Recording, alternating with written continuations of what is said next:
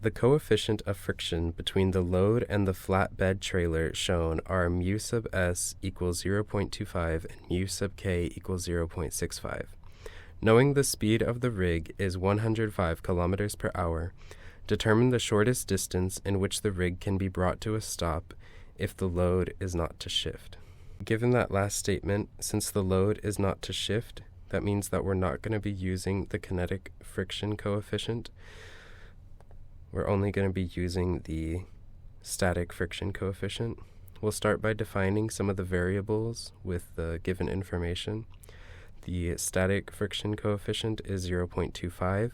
Acceleration due to gravity is 9.81 meters per second squared.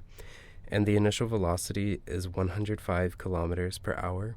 We want to convert that into meters per second, so we're going to multiply it by 1,000 over 3,600. That's the conversion rate. Next, we'll set up the system of linear equations that relate each variable to one another and solve for acceleration in the x direction and the shortest distance which the rig can be brought to a stop. First is mu sub s times w is equal to w over g times acceleration in the x direction. Then the second equation is acceleration in the x direction times the x stopping distance, and that's equal to 1/2 the initial velocity squared.